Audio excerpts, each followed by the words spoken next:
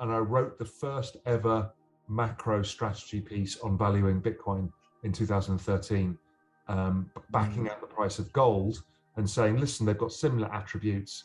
Here's the stock to flow of gold. That's me doing a rough, thumb. I'm not using advanced econometrics or anything. Here's the known supply of gold, the known known reserves of gold. Well, if Bitcoin looked the same and it was at $200, I said it's worth $1 million with gold at 1,300. And so I said, listen, this is the best opportunity I've ever seen, because the risk reward is so good. Because let's assume that Raoul is a total idiot and he's 90% wrong, and it's worth 100 grand. Right. So you're buying it at 200, and Raoul's idiot trade, it's worth 100 grand.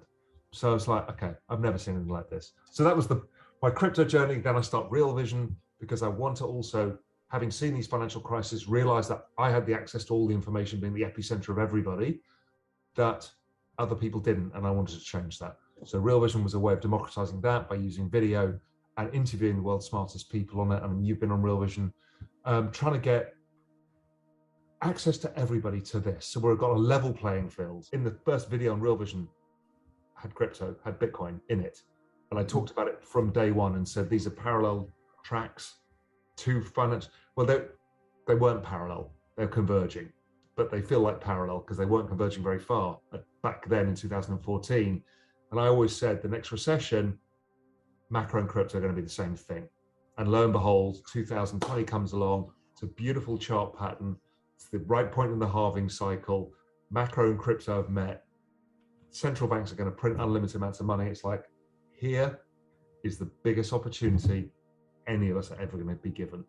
And that, I think, proved right. This is going to be one of the realizations that a lot of people have. And you're not the first person I've seen to have the same realization, which is you sell something in crypto and you go, well, I don't need to put it in my bank account.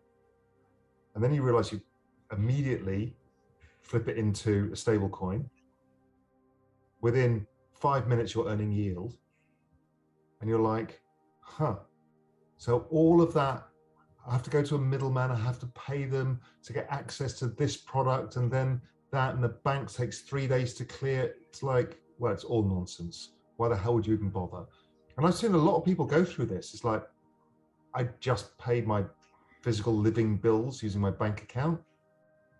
But, why bother with have your assets in a bank? I get it. Makes sense. The story and the genesis of Bitcoin and where this is going and what it's doing, because I'm of the opinion, it depends on how much you want to talk out about it, but this system we have, when you're talking about fractional reserve, central banking system that all the governments are, running and diluting the hell out of our currencies, in a silent way, almost, people that don't know about it. Look, you and I are doing fine in it. So I'm not hating on it, but I don't like it. And it's really one of these things where all the centralization, all the little locust bites of fees and this, it's what keeps like most of the world down, and they don't know what is going on. They think it's like a president who's going to change it, and it has nothing to do with it. It's a system that needs to go. And I tell people when I'm talking about Bitcoin that it's kind of like Bitcoin is the Scud missile to this system, and it's already left the water and is well into the air. What do you think about that? I think of it slightly differently. I think it's a new world being built at the same time. And it doesn't need to destroy the old world, because we're all going to migrate there. And what we're seeing is that's what network adoption is a migration. You and I have just talked about, well, do we really need a bank account for most of our savings and investments? No. Okay, so you've now, 75% migrated.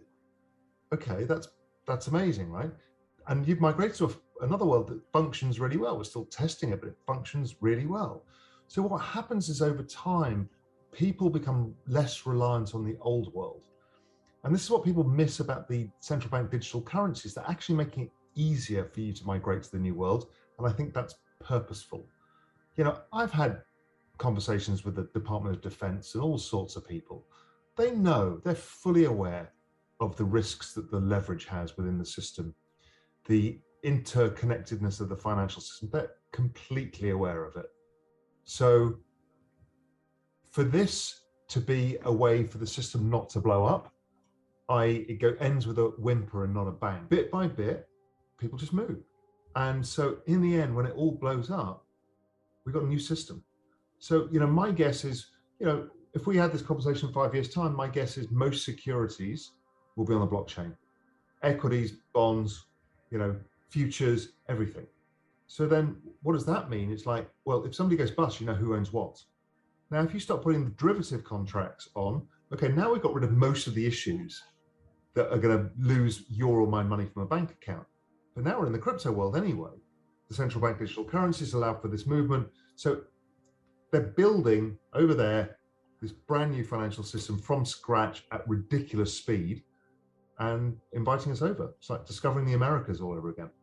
I think so. And the concern, though, is that, they're moving over to survive. I mean, they're not quite getting it yet, I don't think, from a government level quite yet, in terms of like people are worried. I see things like the CBDCs are say goodbye to your privacy. What do you think you have right now?